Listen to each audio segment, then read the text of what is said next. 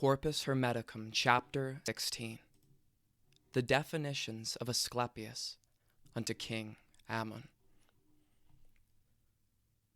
Great is the sermon which I send to thee, O King, the summing up and digest, as it were, of all the rest. For it is not composed to suit the many's prejudice, since it contains much that refuteth them. Nay, it will seem to thee as well to contradict sometimes my sermons too. Hermes, my master, in many a conversation, both when alone and sometimes too when taught was there, has said that unto those who come across my books, their composition will seem most simple and most clear, but on the contrary, as it is unclear, and has the inner meaning of its words concealed, it will still be unclearer when, afterwards, the Greeks will want to turn our tongue into their own. For this will be a very great distorting and obscuring of even what has already been written. Turned into our own native tongue, the sermon keepeth clear the meaning of the words, logo, at any rate. For that its very quality of sound, the very power of the Egyptian names, have in themselves the bringing into act of what is said. As far as, then, thou can, O King, and thou canst do all things, keep this our sermon from translation, in order that such mighty mysteries may not come to the Greeks, and the disdainful speech of Greece, with all its looseness and its surface beauty, so to speak, take all the strength out of the solemn and the strong, the energetic speech of names. The Greeks, O King, have novel words, energic of argumentation only, and thus is the philosophizing of the Greeks, the noise of words. But we do not use words, but we use sounds full filled with deeds. Thus, then will I begin the sermon by invocation unto God, the universal's Lord and Maker, their Sire and their Encompasser, who though being all is one, and though being one is all, for that the fullness of all things is one, and is in one. This latter one not coming as a second one, but both being one. And this is the idea that I would have thee keep through the whole study of our sermon, sire. For should one try to separate what seems to be both all and one and same from one, he will be found to take his epithet of all from the idea of multitude, and not from that of fullness, which is impossible. For if he part all from the one, he will destroy the all. For all things must be one, if they are indeed one. Yes, they are one, and they shall never cease being one, in order that the fullness may not be destroyed. See then in earth a host of founts of water and of fire, forth spurting in its midmost parts. In one and the same space all the three natures visible, of fire and water and of earth, depending from one root. Whence, too, it is believed to be the treasury of every matter. It sendeth forth of its abundance, and in the place of what it sendeth forth, receiveth the subsistence from above. For thus the demiurge, I mean the sun, eternally doth order heaven and earth, pouring down essence, and taking matter up, drawing both round himself and to himself all things, and from himself giving all things to all.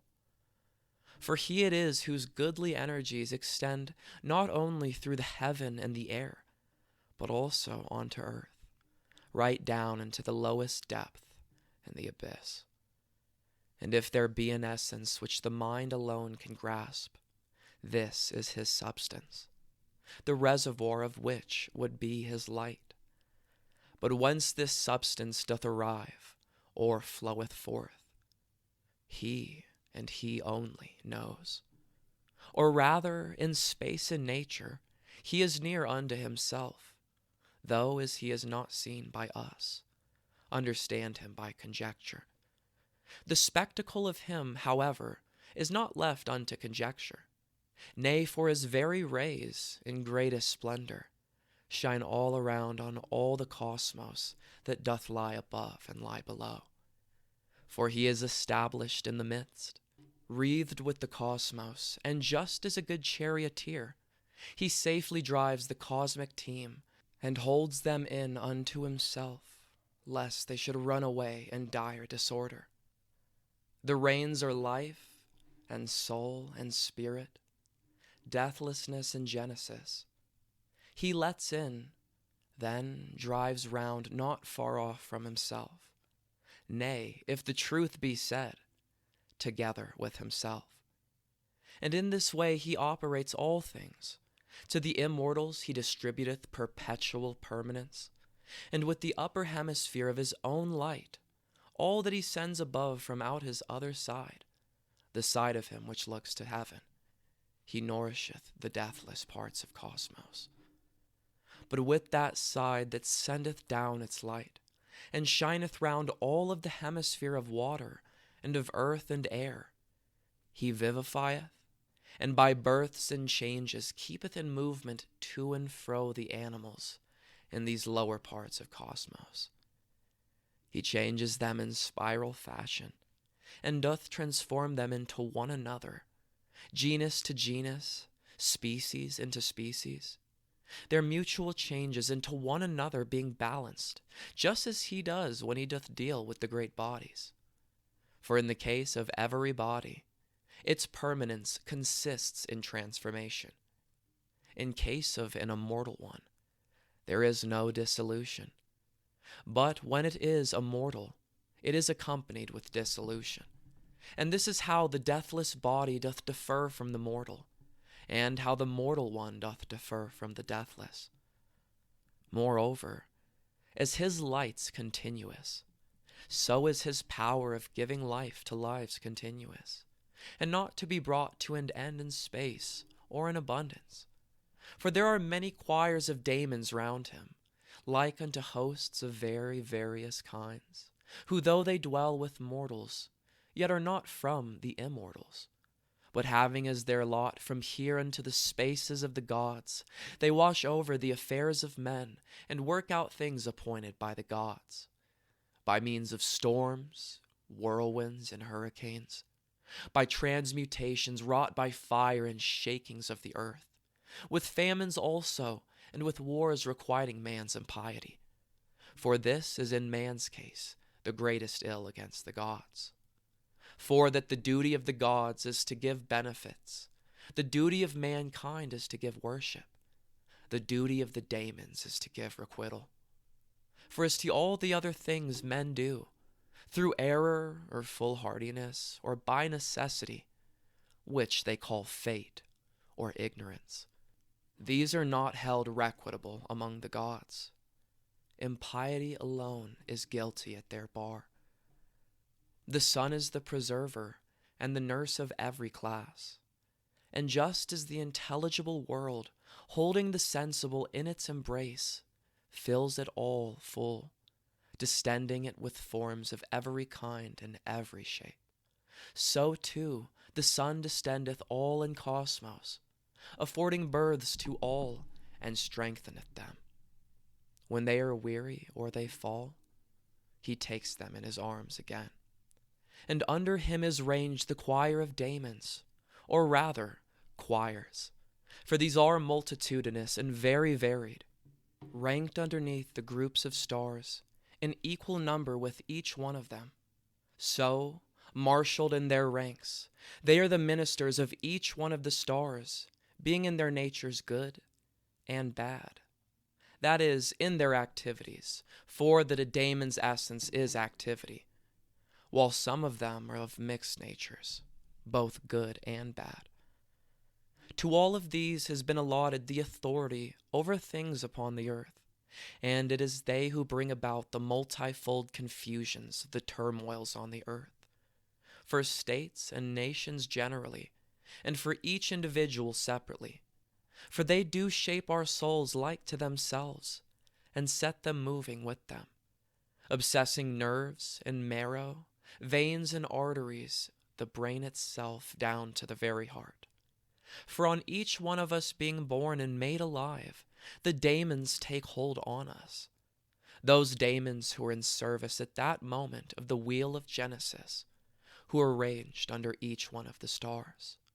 For that these change at every moment. They do not stay the same, but circle back again.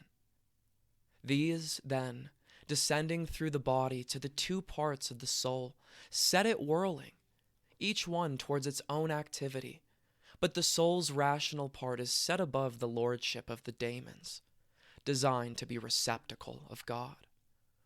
Who then doth have a ray shining upon him through the sun within his rational part? And these in all are few on them that the demons do not act. For no one of the daemons or of gods has any power against one ray of God. As for the rest, they are all led and driven, soul and body, by the daemons, loving and hating the activities of these. The reason, then, is not the love that is deceived and that deceives. The daemons, therefore, exercise the whole of this terrene economy, using our bodies as their instruments. And this economy Hermes has called Hamarmene. The world intelligible, then, depends from God, the sensible from the intelligible world. The sun, through the intelligible and the sensible cosmos, pours forth abundantly the stream from God of good. That is, the demiurgic operation. And round the sun are the 8 spheres, dependent from him, the sphere of the non-wandering ones, the 6 spheres of the wanderers, and 1 circumterrane. And from the spheres depend the daemons, and from these men, and thus all things and all of them depend from God. Wherefore God is the sire of all, the suns their demiurge. The cosmos is the instrument of demiurgic operation. Intelligible essence regulateth heaven, and heaven the gods. The daemons, ranked underneath the gods, regulate men. This is the host of gods and daemons. Through these, God makes all things for his own self, and all of them are parts of God. And if they are all parts, then God is all. Thus making all, he makes himself, nor ever can he cease his making, for he himself is ceaseless. Just then as God doth have no end and no beginning, so does his making have no end and no beginning.